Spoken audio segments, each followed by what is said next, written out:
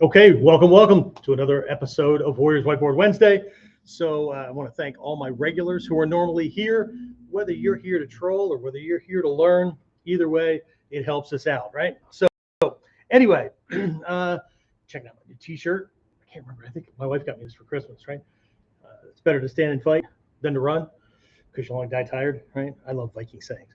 Anyway, all right. So this week, taking a look at power striking. I know I've done this before, but we're going to take a look at it from a slightly different angle. What I have for you this time are four, I'm calling them boosters today, right? Because do you have to do this? No. And we'll talk about this here in a minute. But I'm going to take a look at four areas where we could improve the output or the power, right? We're looking at power striking, obviously, for effective self-defense. A lot of this stuff you're not going to be able to do in a sport ring, and it's not because of rules. Again, we'll talk about that in a bit here. And this is specifically for all those folks that think that you can do it one way and it'll cross over well in the other direction, okay? We already admit that from the self-defense perspective, you can't do most of the stuff that we do in the ring. You're going to get disqualified. So, and it's not because we're tougher, badder, more dangerous and things like that, but in a survival situation, there's no rules that say I can't stick my thumb in your eye socket and grab you by the skull that way. Okay, but gloves make that difficult. So anyway, right. But specifically what we're looking at today is how to get more bite out of every strike and to drop your attacker faster. And here's the crux, right? This is where ninjutsu comes in, without using more energy or effort to make it happen. Okay. So please note that I have etc. here at the end, right? Okay. I know I say right a lot, get used to it, right? So etc., which means we're looking at four, okay? What I don't have on here are things like body weight and motion and things like that, right? Which gives me a little extra edge for those who like to point out that I'm built like Santa Claus. Anyway, all right, so power striking, four boosters. So the four elements we're going to take a look at today: form, target, there's something else that's going on here, something I'm calling deployment, and timing. All right, so again, we'll get to those, but let's start off like we usually do, right?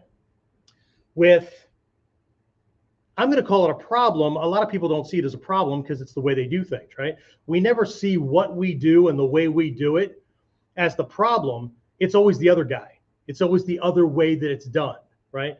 What we do is always right. What they're doing is always wrong, even though life is our litmus test, okay? So, but conventional sport mentality versus, let's say, bare knuckle fighting, right? Versus these 1,000, 2,000-year-old warrior secrets that I know people like to pick and choose. That one works, that doesn't work in today's world, whatever, okay? These warrior secrets were based on 2,000 years of development. And the ones we're specifically dealing with have not been changed, right? For the same reason that everyone else fights, right? The same reason, right? Because there's a big recurring theme that keeps popping through this thing, and you'll hear me say it at least once during this training, and that is, why don't you just put on gloves, get in the ring, and do it like everybody else, right? Lots of reasons. We'll talk about those later. But here's a little history for you, right? The stuff that we're teaching comes from the Sengoku Jidai Warring States period in Japan, so thousands of years ago, over 1,000 years ago, right? And it is virtually unchanged. Now, there have been some things that have adapted and changed because of the way other people fight. But we're not changing the way we do it. There's some things that need to shift because people hold their hands in a different position. We went from ancient Japan to modern America, UK, Australia, whatever, okay? But here's the thing. If you look at the history and the evolution of things, because most people don't do that, there's this thing called anchoring bias. Right? Anchoring bias is we make a snap judgment and believe that things they are correct, and they have always been the same way based on the way we got involved with it. Okay? An example of that here at the Academy is the way somebody gets involved with the school. There is a subconscious, unconscious belief that that's how everybody gets involved. So if somebody made a phone call, right? They just drove by, saw martial arts, whatever, made a phone call. 9 out of 10 of these people are going to assume that people did the same thing. They drove by, saw the sign, made a phone call. Somebody who saw a flyer that might have been put up by who knows who, right, are going to assume that most people saw a flyer first. Somebody who saw an ad are going to assume that people come in from ads. People that were referred by a friend are going to, you see where I'm going with this? What does this have to do with anything? Well, if we run a membership drive here at the Academy and are asking students to refer their friends, right? Anybody else you know that might be involved? The greatest response on that is going to come from who? The students who were referred by a friend. We have statistics to bear that out. It's the same thing. The way we became involved with fighting, self-defense, whatever, those first lessons anchor everything else, okay? And for a lot of people, their first lessons weren't with a trained expert.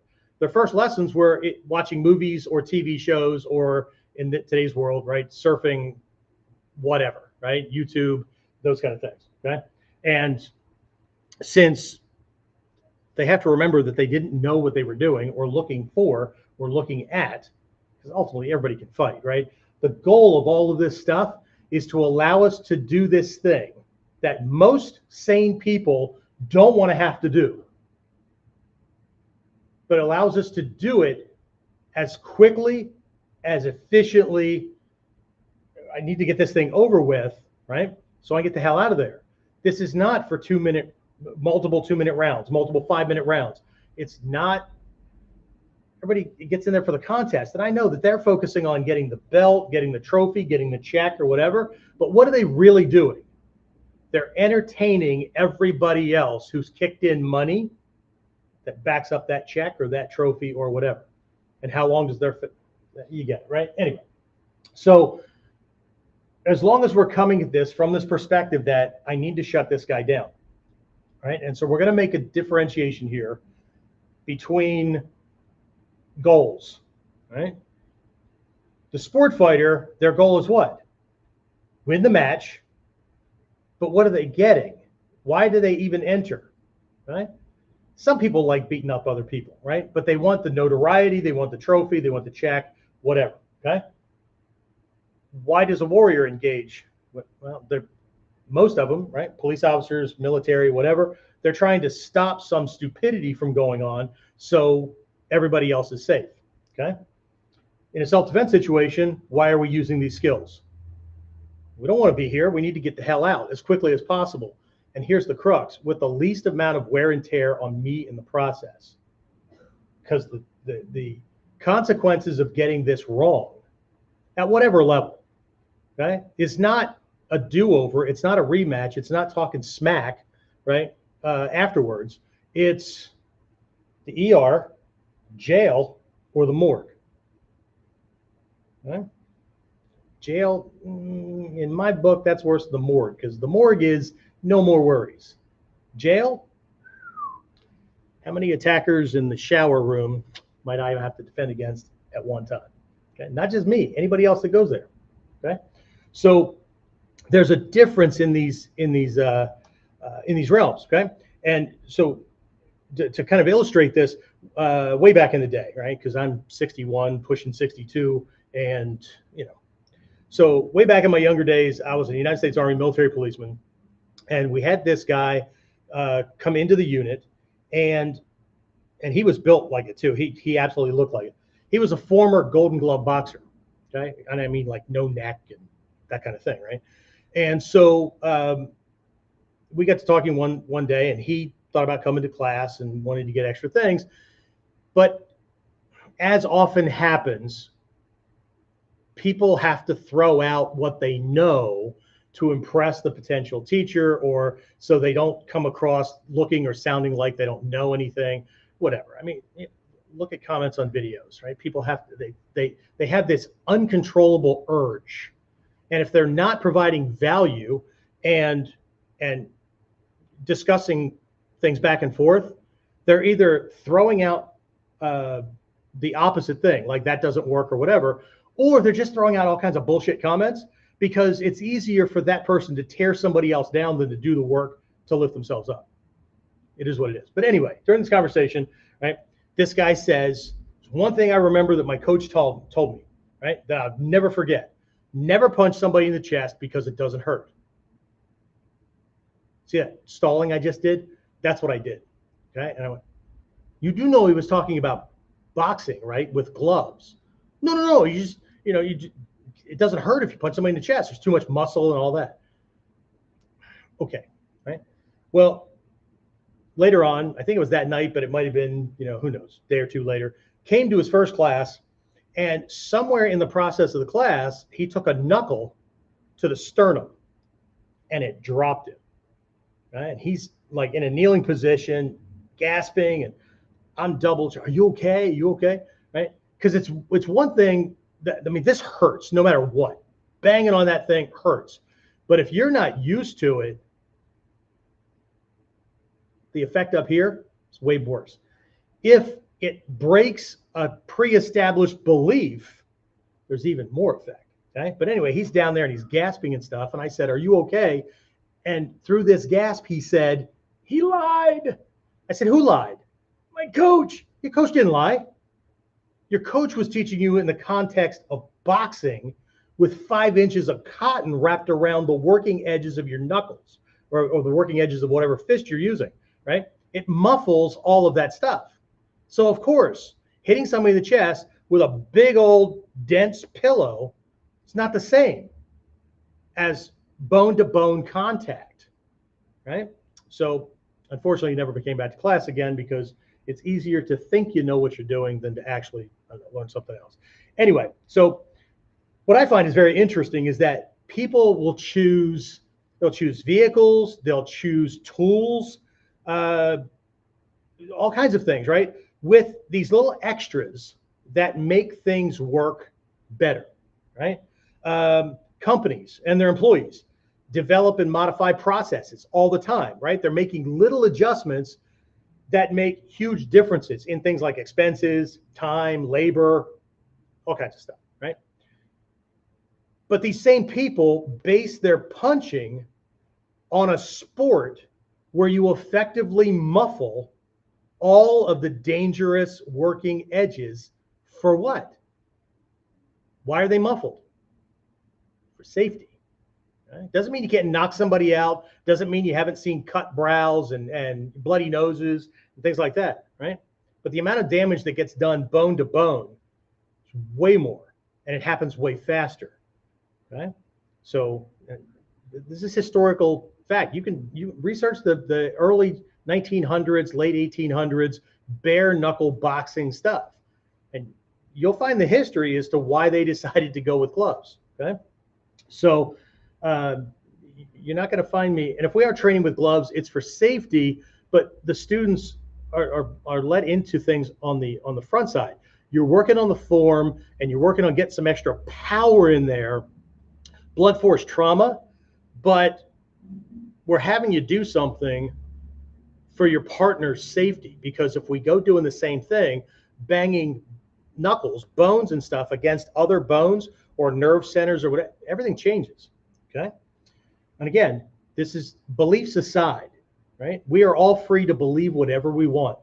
You can believe that gravity doesn't work, but if you trip over a crack in the sidewalk or I sweep your legs out from under you, well, and then after you crash into the ground, you can still believe that gravity doesn't work, and you can still come up with a bullshit reasoning for falling down. You can believe whatever you want. Never confuse beliefs with truth. Right? Anyway, before I get too far into this, don't forget to like, share, subscribe. You know the drill.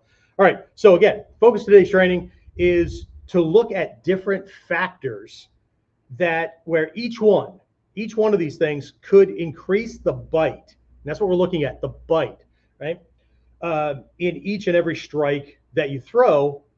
But when you combine these things, right, it really goes up. Earlier, I said there was this difference between this competitive thing and this bare knuckle street or intention thing. Why is the sport guy doing it? Well, he wants to win the match so he can get the check, the girl, the whatever, right? Why is the I don't know, the soldier fighting, right? Well, yeah, kill the enemy, that kind of thing. Okay. So from this perspective, from a self-defense and survival perspective, the goal is not to win. The goal is to render his body unable to get at you as quickly as possible. Okay, so every time I touch him, every time I land something, it's not to score a point, it's not to wear him down, right? So next round, no. Okay, no.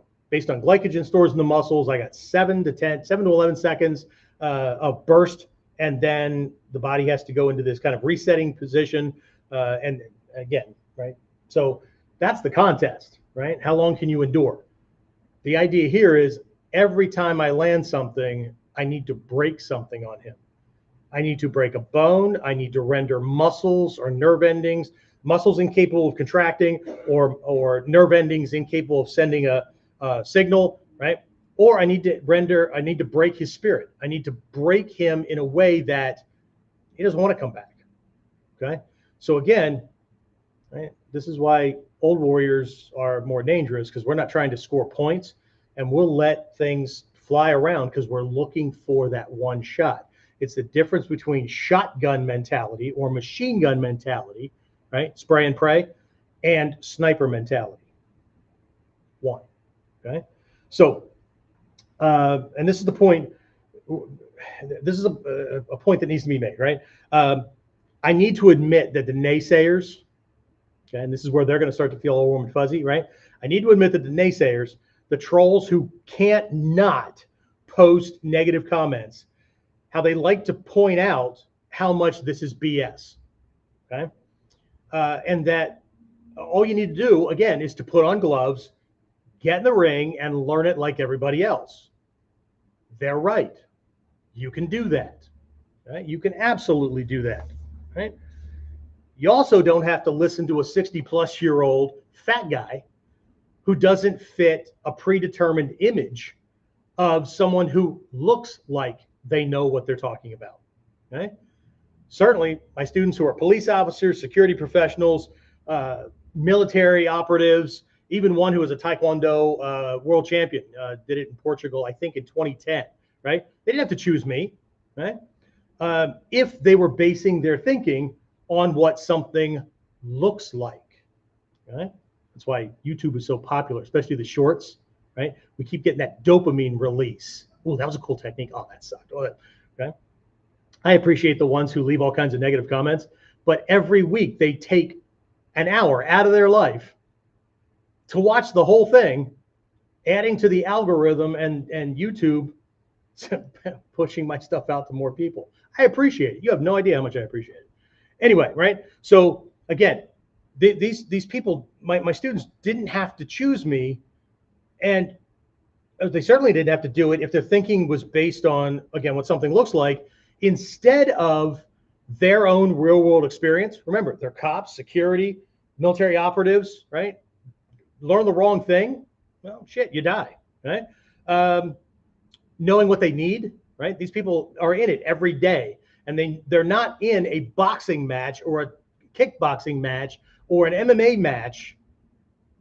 They're up against people that are packing weapons. They're all kinds of shit, right? So these people, these students understand the reality that street survival is very different from sport contest and the tough guy mentality, right? These folks that get into the majority, right, of these tough guy kind of situations, right?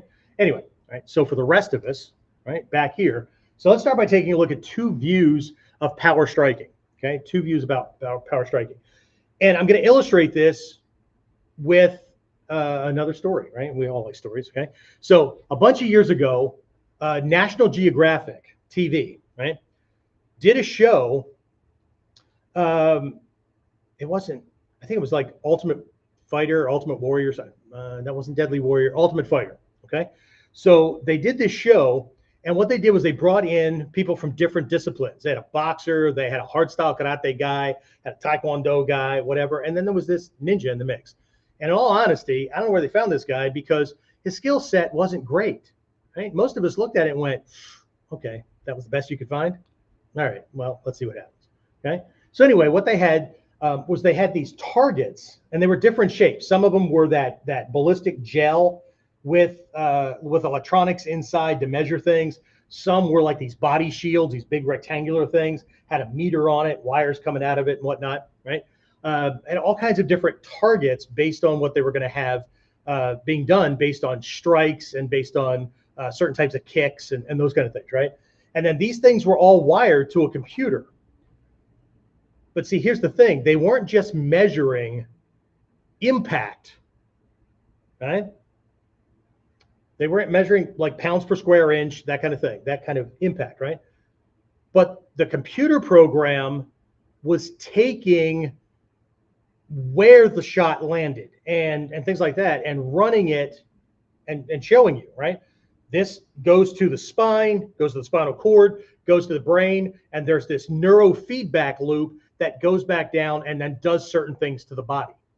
Okay, it was the science. That's what it was, not Ultimate Fighter. It was Fight Science, right? National Geographic's Fight Science. Okay, so anyway, you could see the smug looks on all these fighters, boxers and Taekwondo guys throughout this entire episode, because they're all registering really, really high impact shots, and it's showing the neurofeedback and things like that, and how this will shut this down, or this causes this kind of internal trauma, and this will slow somebody down. This affects their breathing, this affect that kind of thing, right?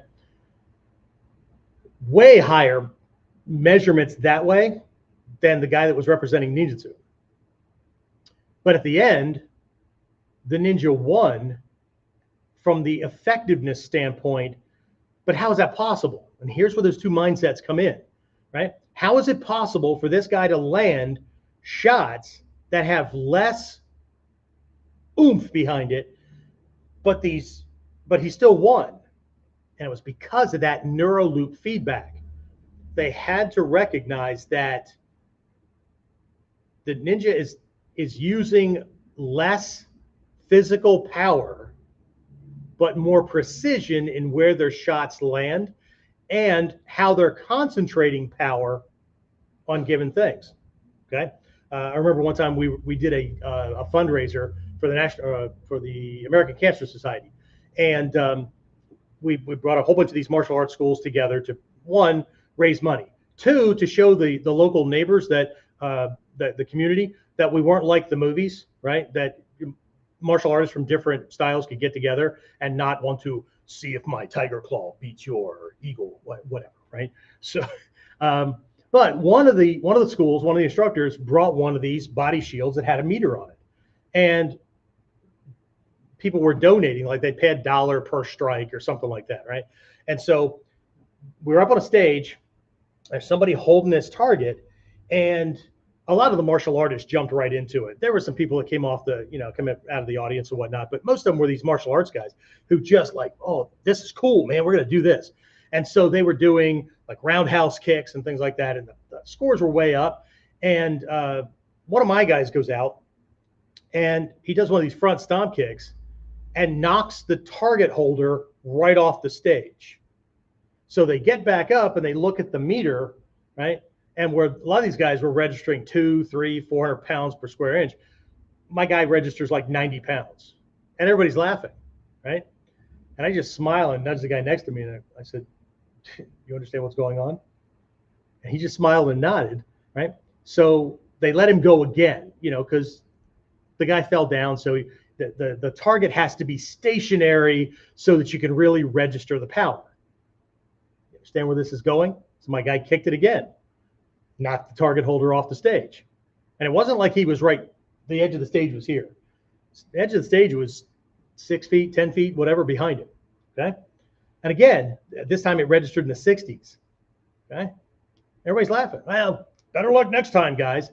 My guy comes walking over, and he was kind of an intermediate level student, and he's like, do they not understand that I knocked him off the fucking stage? They're looking at numbers on a meter on a device that has to be stationary, so it's only registering your power on impact. But all these guys that were registering high power shots barely moved the target holder. The reason it was a low number was because the target got moved anyway, right? So the difference is in, what are you counting, right? What are you counting? So two views of power striking is, are we doing this big old thing to hit hard, right? There's always a trade-off because that kind of power produces certain things that we'll talk about down through here, okay? Or are we being more precise about when, where, and how we land something, okay? So how do we do that, right? Again, the ninja in that TV show, they didn't hit harder, but where they hit, right? And so the computer shows this whole diagram, and they're like, holy crap, this would just debilitate somebody. Anyway, so 4 variables, right? We got these 4 variables, right, that we're going to take a look at, okay? And again, the point of today's stuff is each one of these things adding extra bite, not just landing, okay? In a point-based martial arts competition, not only do you get points for touching him, right? If the fist lands, it doesn't have to do any damage. Landing scored a point, because there's this weird assumption that if I wanted to do damage, if I wanted to drop you, I would have. No, bullshit, right?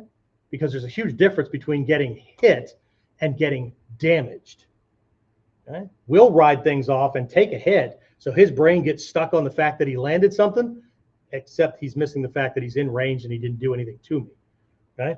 We have to understand the difference. Okay? So, but not only do you get points for landing the shot, but there's certain strike zones. Okay? In a lot of these competitions, from corner of shoulder to corner of shoulder, anything in here counts as a headshot. So if he throws a punch and I do this and the shot misses and goes over my shoulder, it still counts as a point. Because if he wanted to hit you, it would have really bullshit. Okay? But how are we counting? Right? In the realm of self-defense, if it doesn't break you, if it doesn't knock your wind out, if it doesn't slow you down, it doesn't count. But we're not counting points. Okay? So the other realm of power is what kind of damage is done when the strike lands. Okay? How much damage is created at and beyond the surface and to their body in general, because there's 2 types of targets. There's the specific point or area you're aiming for, and there's the system at large. Okay? If we understand the neurofeedback, I can hit certain areas, not do much damage there, but affect their breathing, affect their heart rate, those kind of things. Okay? And we're also going to play around with a bunch of other things like flinch response and whatever. Okay? So I've got a bunch thrown in here. Looks like 4, but all right. So let's take a look at these 4 variables, and we'll just keep zipping through here. Right. So the 4 variables themselves form. Right. This is right, fist shape and confidence. This is not psychological confidence. I'm confident in my strike. I'm confident that if I punch you, I'll knock your ass out. No, that's this. Okay? Fist confidence is making sure that when you make it, the bones line up, and the way you make it, when it hits, things don't fold. Right? We won't break our wrist, or at least they won't buckle, because if the form of the fist buckles on impact, it still hurts the guy, but not as much as it could have. Okay, not as much as it could have. Right? So fist shape is how we're making it. Okay, and so well, let's do this. Right? In Togakure Ninjutsu, there is the Ninja Jidopuken. There's a list of 16 body weapons. There's actually more than that. However, there's a couple listed that make the list bigger. But there are 16 body weapons. 9 of those are made with the hand. They're a fist the way most people think of fists. Okay? But the ninja use the word ken interchangeably between fist and weapon. Okay? Fist or weapon. So there are 9 of these things, and each one is a different shape. Right? So we've got I'm going to put these things out in Japanese for those of you who know it, but I'll tell you what it is, right? Fudoken, immovable fist, or this clenched fist, the one everybody knows, right? Shikanken. I'm going to stop writing the word ken. Right? Okay, so ken is just fist, right? Shikan, 4 rings, fist, this extended knuckle chisel fist kind of thing, right? Okay, Shikanken, Shako ken. Shako is this palm heel claw strike kind of idea. Shako ken, Happa ken. Okay, it's an open hand slap, right? I know in most of the tough guy world, right? Only bitches slap, only girls slap. Yeah, well, they've never been slapped by us because our slaps are designed to break bones. Okay. Again, it's not what you're doing, how you're doing. Okay. Happa-ken, Boshi-ken, also known as Shito-ken, Boshi-ken, Boshi-ken, stick finger, tip of thumb, Boshi in the old days, right? Or Boshi, thumb, right? So thumb tip strike. It's not hitting with this, it's ramming with this kind of thing. I learned it as a thumb drive fist, driving that baby in there. Okay. Let's see, Shitan-ken. Shitan-ken is like a finger spear kind of thing, right? Where you're ramming that thing in. Shuto, a lot of people know it as Shuto, hand blade, or Kiten-ken, right? So we're looking at the hand edge, right? And ninja make it like this, not like this, okay? And there's a reason for that, okay? So Shuto, Koppo-ken, okay? Koppo is the thumb knuckle, okay? So we're not hitting people with the ridge of the hand, right? Where you have to callus that up and you then affect how your hand works later in life because you keep damaging this nerve system that runs through here, right? It's up, right? Koppo-ken and then Shishin-ken. Shishin means finger needle, and it's any single finger or knuckle being delivered. Are there other ways to use the hand? Yeah, okay? But here's the 9 to start with. So each of these things has a form, okay? Each of these things has a form. But I love it when we get to things like this. Like, what kind of damage does that do, man? Because, like, you know, hitting somebody with a single finger, I mean, what's it going to do? Well, see, that's where target match comes in. Because it's not just making one and then just arbitrarily using it however you want. Okay? Each one has a certain number of striking surfaces. Lower 3, top 2. Look at that. There's even a Koppo-ken wired into that. Anybody that's been around for a long time can start to see many other fists in one fist. Okay? So in this one, I've got a knife edge. I've got this thing here where I could ram this way, or I could scrape down with it. I've got this Koppo-ken going on, right? If I just roll some fingers away, I've got a Shishin-ken, or from right here, I can just extend any given finger into this one, okay? We can paw at somebody this way, depending on the target, okay? There's all kinds of things in here, even the Fudo-ken, right? There's a Koppo-ken there, bottom 3, top 2, hammer kind of thing. I can turn my hand a little bit and use the edge of the hand. Even that Shikan-ken that's here this way, right? My thumb's already out of the way. So just hit with, right? It's all there. So I don't have to do a lot of changing if I understand the integration, right? But this in of itself, what we're looking at with this, I'm going to draw here for a second, right? We're taking this idea. This is what most people think of as a fist, right? This is, once you put the boxing gloves on, that's what you're stuck with, okay? You might hammer on somebody, right? But a hammer fist, this Nyoken or this Kongo-ken, it's the same freaking shape. It's just using a different striking edge. And I've seen people, we've all seen people slamming with boxing gloves, but either way, they're using one fist because everything else has been muffled. Can't do anything. You don't have the ability to change the hand and bring certain bone points to bear on certain targets. Okay? So, but what we're doing with a good deal of these things is taking a sledgehammer and turning it either into an axe where you have a slim edge, right? Or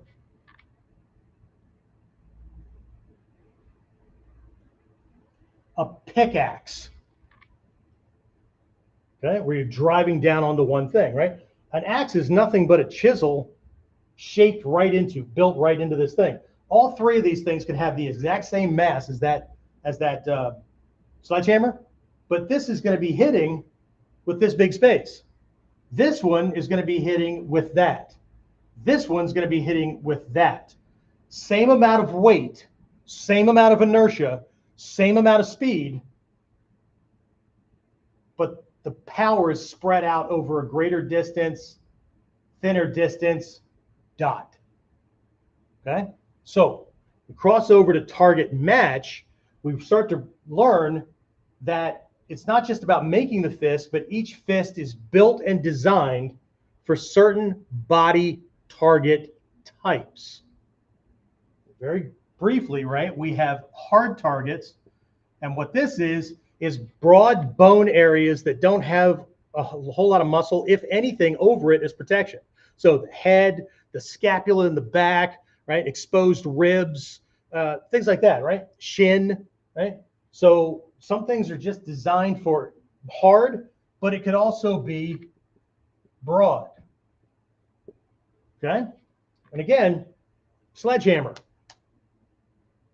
axe, pickaxe. Okay, hard. Let's see. I'm going to call this semi-hard. All right. So this is hard areas, but it has a layer of muscle over it and things like that, right? So there's other ribs, right? Floating rib, oh, really bad, right? And I know I'm chunky, but my floating rib is right there. I don't have to dig into it or anything like that, right? It's harder for people to get to my xiphoid process than it is to get to that, okay? But there's other ribs that are covered with a layer of muscle, okay? So now I'm not just hitting bone on bone, I can affect that broad muscle, right? I can cause tears, all kinds of things, okay? So semi-hard, there's semi-soft, right? So now what we have are things where the bones are buried further in, okay? Here's an example of this, what to most people looks like the same target, but different parts of the same body part fit into different things, okay? The forearm. On the top and low on the bottom, we're bone to bone. On the forearm, all the way up to here, it's bone on bone. I get up here or I get into here, and now what I have is semi-hard. However, I turn the arm sideways, either from out here or here. Out here, kind of bouncing back and forth between semi-hard, semi-soft. But on the inside, it's semi-soft because the bones are still in there. Okay, we could even call it soft if you want, right? Bones are still in there, but the bones run along the side, and there's all this meat and vascular tissue, right? There's veins and arteries and nerve channels and all kinds of things, right? So it's a very different target. So where I'm going to hit these with this, I'm going to hit this with this little knuckle right here, or I'm going to hit it with this, right? Because I'm going to get more soft tissue trauma, right? And then down here, you've got soft to what I might call very soft, right? So now what we have, lips, ears, eyeballs, certain points on the throat, right? Groin area, those kind of things. It's just all mushy, okay? So now, right, you can hit things with a Fudoken, but this won't even fit, right? You can punch somebody in the, people say, I punched him right in the eye. No, you punched his face where his eye is. Because unless you used a different shape, where is it? A different shape or a different shape, and went through the ocular socket and punched the eye organ itself, you didn't fucking punch him in the eye. Okay? Vague thinking produces vague results. Right? If you want to be average, but a little bit better than everybody else, then just do what everybody else is doing. And then just keep working harder and trickier and whatnot to make it happen. But, right? So every one of these fists match up best with a given target type. And then there's a secondary. Okay? So we've got this target match. The third one is deployment, right? You could call this the way you launch it, adaptability, whatever, okay? So I've already done big old lessons on this, but we're going to take a look at 4 variables that go along. You know what? Let me back up here because I don't want to forget something on my notes, okay? So under target match, right? This is only part of it. We also have Q-show, right? Q-show doesn't mean pressure point for people who again, bastardized translations. The word Q-show in Japanese means weak point. So I did a whole Whiteboard Wednesday a year and a half ago on Q-show. We broke it down into 5 types and we eliminated one because one type of Q-show from the pressure point perspective is for healing. It's for medicinal purposes. But the other 4, right? We've got things that need to be struck, things that can be broken because they're weak. Yes, the pressure point kind of thing, and other things that can be scraped or grabbed at, right? Torn, okay? They're weak points on the body that debilitate somebody when you attack it, okay? There's a difference between striking bone and striking for nerve attacks, okay? And again, using the same target with different results, right? If I'm striking for bone breaking, koppo, right? I'm going to strike 90 degrees to the surface of that bone so it breaks. But if I'm attacking the fascia, the nerve bundles around it and this sheathing that runs along bones. Most people don't know that bones have their own nervous system, okay? I'm going to go in at 90 degrees, and as I hit it, I'm going to hook to 30 to 45 degrees, and it affects things up the line, okay? So again, a whole bunch of other ways. We could take every single one of these and break it down into a whole Whiteboard Wednesday. Not going to today, but anyway. All right, so deployment, right? What does deployment mean? It means the way I'm launching it, okay? Where I am when I throw it, how I'm doing it. And there are 4 variables for deployment that can be used for every single fist, okay? So let's just very, very quickly go down through these, right? So one of the variables is level. Okay. Am I throwing a high punch or high strike, mid strike, low strike? High strike is defined as at or above the source joint. So if I'm punching, source joint is the shoulder. If I'm kicking, source joint is the hip. Okay. So high is at or above shoulder joint or the source joint. Okay. Mid is below that, but still like workable out here where the human body works. And then low is below that point where the angle changes, right? We tend to, in ninjutsu, if you look at the way the techniques and stuff are laid out, we tend to not do low things a lot. They're more like exceptions to the rule. We do high and mid. That doesn't mean that I won't punch something low, but I drop my legs to bring my hand down to that level, okay? So you can use this as referencing your body, referencing his body, whatever. Okay, so there's level, high, medium, low, high, mid, and low. We all understand this, right? Okay, let me do the next easy one for people to understand. We have range. Range is close, mid, or long. Okay, there's actually 5 ranges, but we'll keep it at close, mid, and long. Okay, there's angle. Okay, angle. So again, we understand level, right? I'm punching high, mid, low. Range, close, mid, long, okay? Angle is either piercing, clubbing, or hooking, okay? So I'm either right down the middle, I'm going from inside to outside, or I'm going from outside to inside, okay? Parrying, swatting, whatever, okay?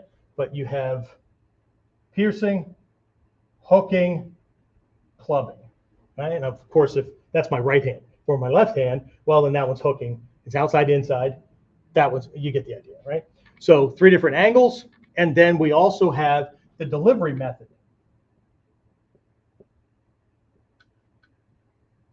All right, you got UPS, you got, no, not that, right? Delivery method is I'm throwing a lead, I'm throwing a cross, or I'm stepping all the way through with a lunge, okay?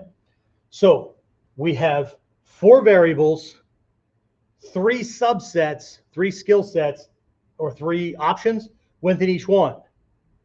Anytime we throw any fist at any target, we are using one from every category, right? You can't punch high and middle at the same time. You can't club and pierce at the same time, right? So we're using one from each one.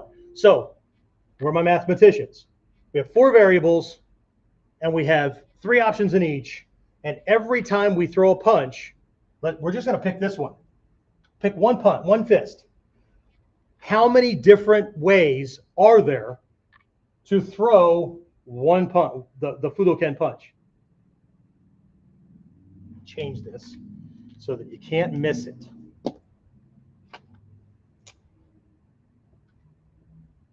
There's 81 different combinations of these 4 variables just to throw that one. And most fighters who do the gloves on sport kind of thing, or they're street fighters and they base their fighting on the ring stuff, no fucking way they come close to that.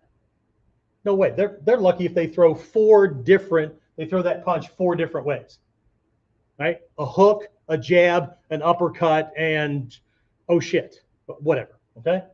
Maybe hammering or something like that, right? But 81 different ones for every single fist, okay? If I come at the target from the best angle, one that fits the range that'll produce the power, because, right, I know where I am, so I'm not shorting the punch and I'm not overstretching and diminishing power. Right level, right? Because we're throwing things at different levels, not so we can come up, those kind of things. I'm striking through certain targets at a 90-degree angle because I want to break something. Bone-wise, structure. I'm going to go through at 30 to 45-degree angles to move his body in that direction or to jam him down toward the ground, okay?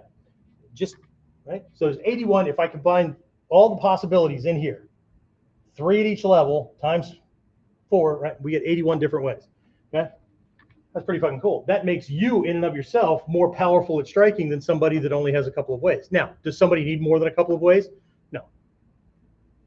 Okay? We don't either. But if think about all the positions that you find yourself in where currently you think, I don't have a shot. It's because we're missing, is here, but there's also this, right? This is our preference over this thing anyway. But striking this way, now I have targets lateral in the body. This way, right? So these eliminate a lot of places where people find themselves and don't take the shot because they don't have one. The more options, the more possibilities, the more angles and whatnot I can get into, okay? And then you just train so that just becomes the way you do things, okay? The last one is timing, okay? Timing. I'm going to give you, I think I made 4 things here. I'm just going to, I may end up putting etc. down here for this one, but I'm going to give you 3 primary ones to take a look at very quickly, right? So timing is when we're landing the shot, not necessarily when we're throwing it, because there's things that can get in the way, right? I just had this past week we were working on eliminating tells, and there's a whole program I'm taking people through right now called Dominate and Win, and the whole thing is how to be faster, right? How to take the fight to him, how to be faster with your strikes without being faster muscularly than him. It's all based on timing, okay? When I start moving, when the shot lands, okay? So let's take a look at these things, right? So one is to get him to lock up so the target isn't moving, okay? What the hell does that have to do with timing? Okay? So again, to lock up, okay? I'm going to call this the vice method, okay? I could do this by distraction, right? I could do it by feinting. I don't mean like, right? I mean like psyching him out that I'm going in one direction so I can pop him with another one. A prior strike could set him up for that thing. But either way, what ends up happening is I do something to him so that he's not moving when the shot lands.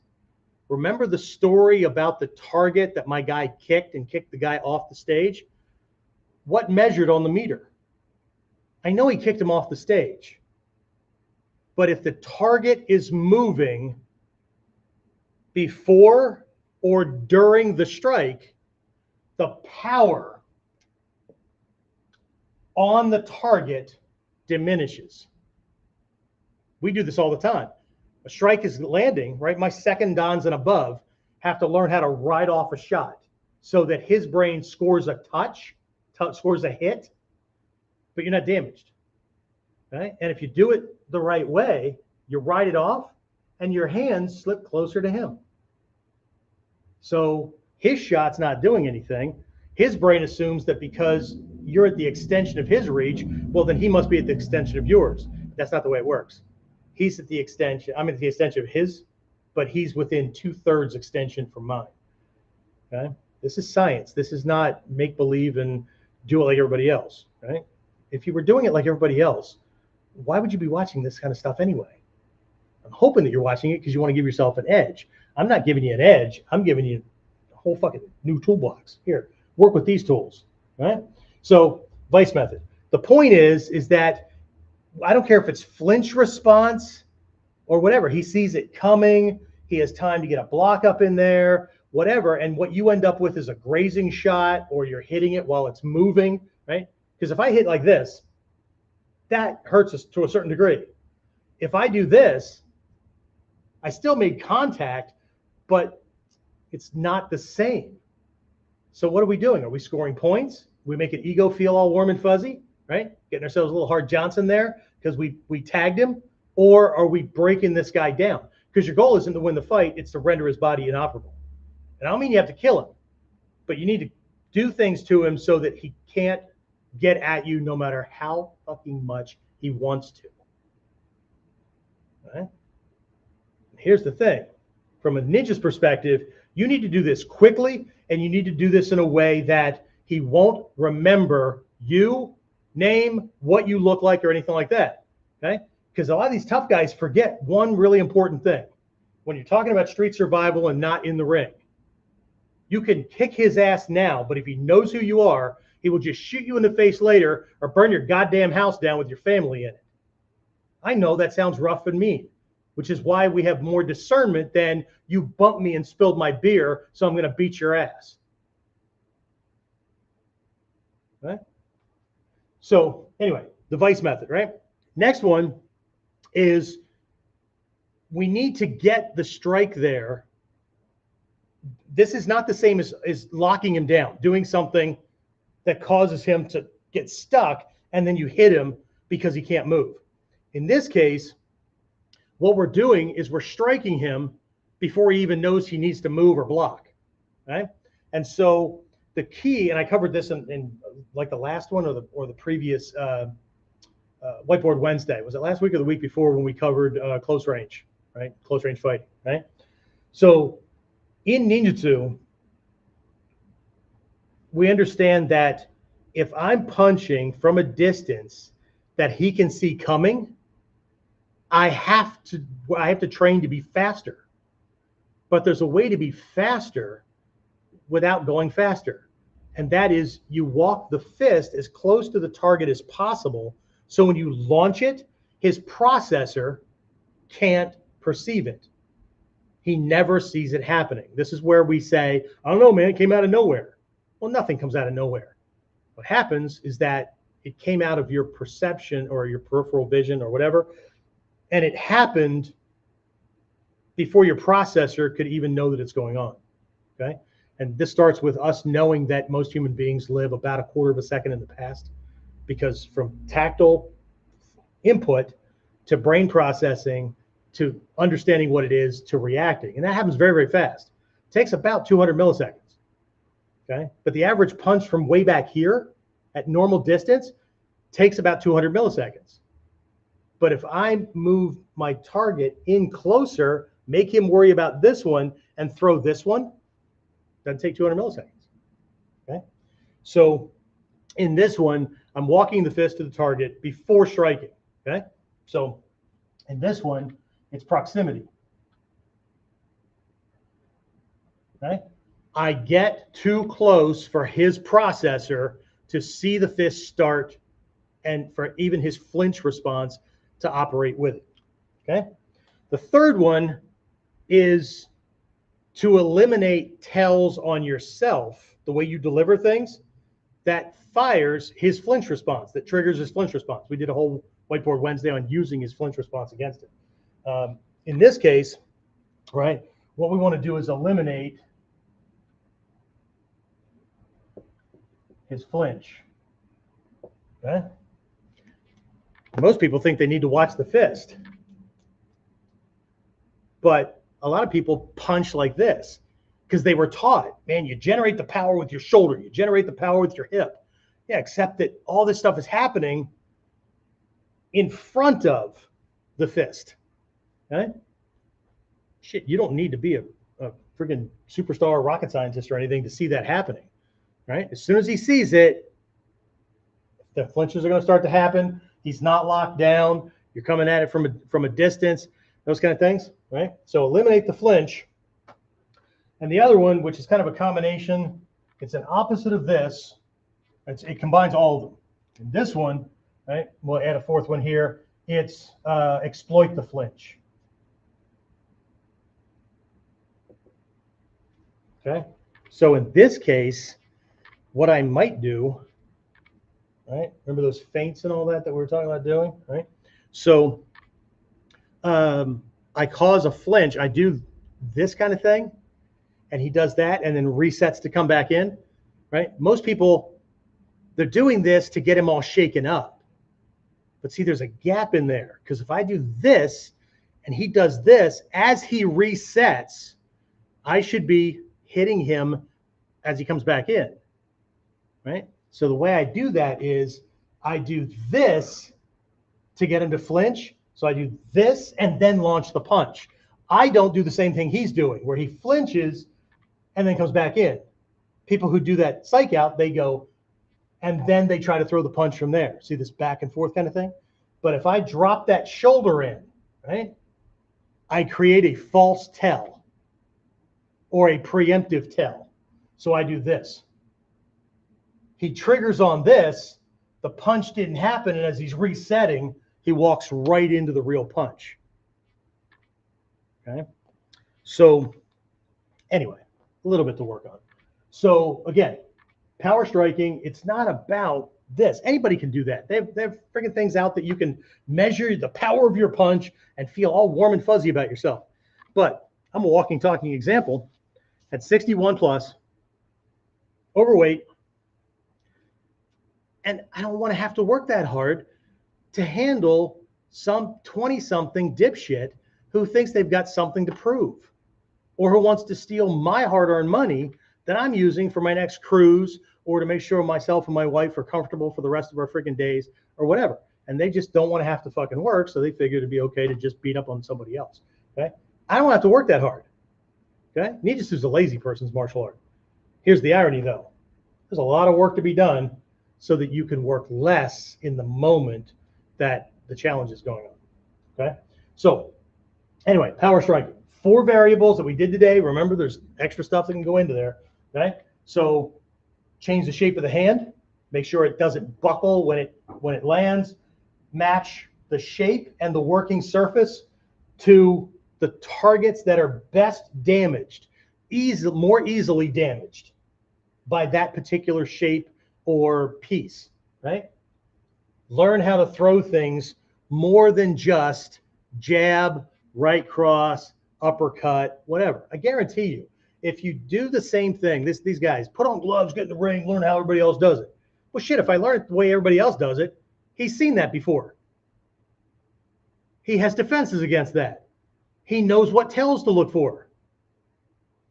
It's actually harder to defend against somebody who know that if you fight like everybody else, it's harder to defend against somebody who's fighting the same way because they know what you're doing than it is to come at it from a different perspective. The problem for most people is it's too fucking hard. They don't want to have to think that much. Not my issue. What's that? Not my circus, not my monkeys, that kind of thing, right? Okay.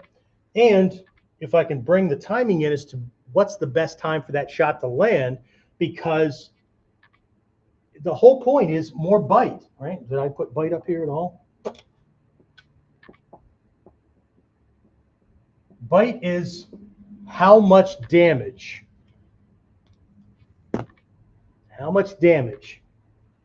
to that target when I hit it, right? So if my goal is I just want to land more shots, make this guy give up, concede that I'm the man, whatever, ignore all of this. I'm sorry I wasted your time. Well, I didn't waste your time. You wasted your time, because it's quite likely you're watching a recording, right? But if you're trying to figure out how to do the same or more with less and have more options, so you have less opportunities to miss, right? I didn't have a shot. That's why they invented machine guns over one-shot bolt action Garens, right? Because I need to take aim, I get one round. Or artillery, and take out more people, right? So the reason they invented that kind of stuff, okay? But in a fight, I got to be artillery, I got to be sniper, okay? And we'll round this out with one last thing. What is the rule of survival? Because I'm talking about self-defense and survival. What is the number one rule in nature for survival? Energy conservation. That which can expend the least amount of energy to produce the same results will survive longer. Their resources don't run out faster. It's the same in warfare, beans and bullets. It's the same. Okay? So, energy conservation. This is taking the same amount of energy and putting it on a different surface and matching that with the target that will break or be damaged the easiest based on that shape and that impact, right? I'm going to have less I don't have a shot moments if I can come in from all kinds of angles, because he can't cover everything with just these two things, okay? As a matter of fact, in this Mod 3 Dominate and Win program, when he comes up here to protect the things that everybody thinks about protecting, his face and all that kind of stuff, right? I'm going to be hammering away at his forearms. I'm going to hit these things to try to break the ulna. And if I can't break the ulna, I want to punch his own fist back into his face. I'm going to let him punch himself in the eye. And it's going to be more likely that he's going to punch himself in the eye from this position than it is for me to punch him in the eye with this, because this overlaps the ocular socket, okay? From this position, getting knocked backwards, one of these joints are going to go through the ocular socket or his thumb or whatever, and he's going to jam himself in the eye, okay? This is not about doing things differently style-wise. This all starts with thinking about it differently and understanding that my number one goal for everything that we do, every Whiteboard Wednesday, it's all the tactics and strategies. Everything is about doing less to break his body down more and faster. Because I ain't got time for this shit. I got a life to live. And so do you, right? So if you want more of this, again, most of you that are regulars, there's the link. Sign up for the Friday virtual class. We're going to be doing much more of this in that kind of context, right? How do I do less? And the whole idea is, how do I produce more? You'll see it when you go to the page. How do I produce more without using more effort, more energy, right? More speed, more strength, whatever, right? If you need more, the person who already has more, the bigger one, the faster one, whatever, universal justice says they're supposed to win, right? Ninja aren't cheating the system. Ninja are understanding, what do I need to do to be faster than the fast guy? What do I need to do to be stronger than the strong guy? I don't fight him with muscle.